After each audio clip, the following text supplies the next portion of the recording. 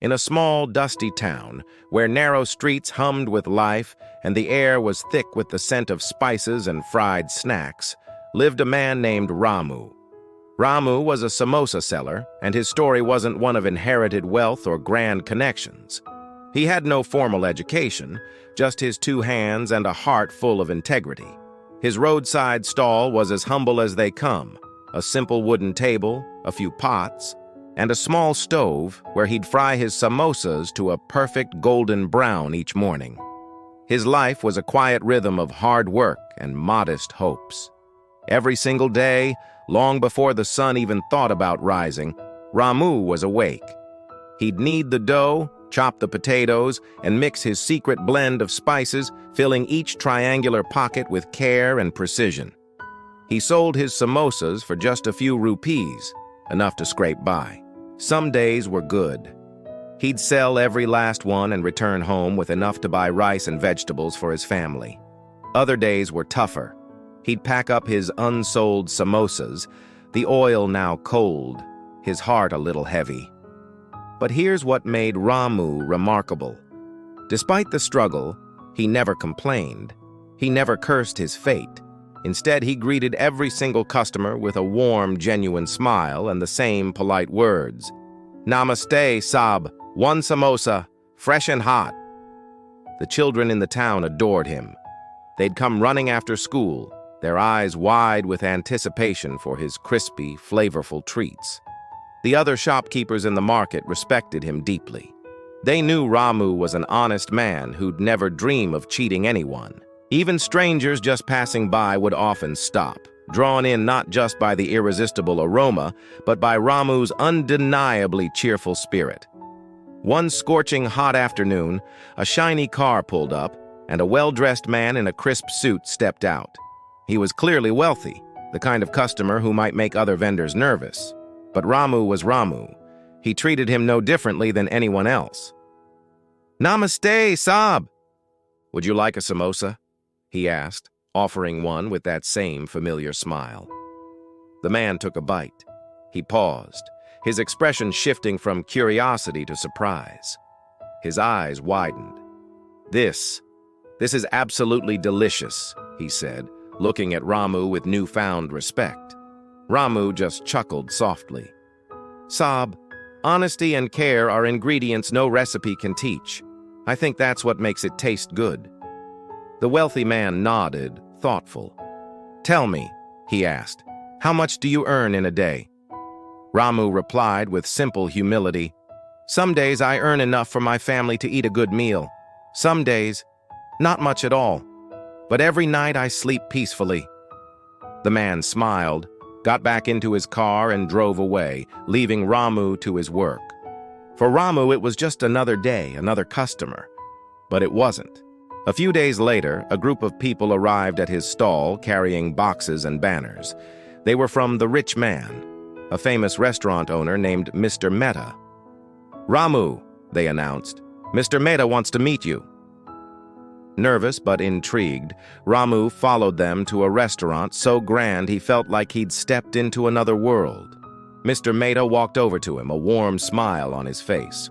"Ramu," he began, "I've tasted samosas in five-star hotels and famous restaurants all over the country, but yours are truly extraordinary. I want to open a special samosa counter right here in my restaurant, and I want it to be under your name. I want you to teach my chefs to make samosas the way you do." Ramu was stunned. He stammered, "Sab, I'm just a poor man. I've never been inside a restaurant like this, let alone run one. I wouldn't know where to begin." Mr. Mehta placed a reassuring hand on his shoulder. "You don't need to manage the restaurant, Ramu. You already know the most important secret, the one you told me yourself. Honesty, hard work, and putting care into every single samosa." And so, Ramu agreed. Slowly but surely, his life began to transform. Ramu's special samosas became the talk of the town. People started traveling from neighboring cities just to taste them. Newspapers wrote articles about the humble street vendor who had perfected the art of the samosa. But even with all the fame and the newfound wealth, Ramu never changed. He continued to wake up before dawn, preparing the ingredients with the same meticulous care. He greeted every customer, rich or poor, with the same warmth and respect. He bought a small, comfortable house for his family and sent his children to a good school. He even hired others to help, giving them jobs and security, but he always insisted on folding and filling the samosas himself. That special touch was his alone. One afternoon, a young boy came up to him at the counter and asked, "Uncle, how did you get so lucky? You started with nothing, and now you have all this." Ramu paused, a gentle smile spreading across his face. He leaned down and said, "Son, luck doesn't build a life. Hard work does. Consistency does. And honesty. Honesty is what makes people trust you. I didn't start with money. I started with heart. I put love into my work every single day, even when no one was watching. That is what changed my fate." Over the years, Ramu became more than just a successful businessman. He became a local legend, a living symbol of what's possible. He was living proof that even the simplest work, when done with absolute dedication and care, can lead to greatness. He often shared his wisdom with anyone who would listen, especially young people starting out. "Never think your work is too small or unimportant," he would say. "Never believe you are too poor or too weak to make a difference." The moral of this story is powerful and timeless.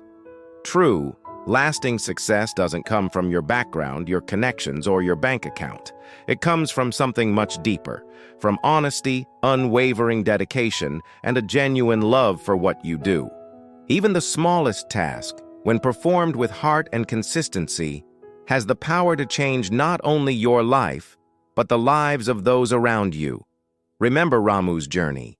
It's a beautiful reminder that it's not the world that decides your fate.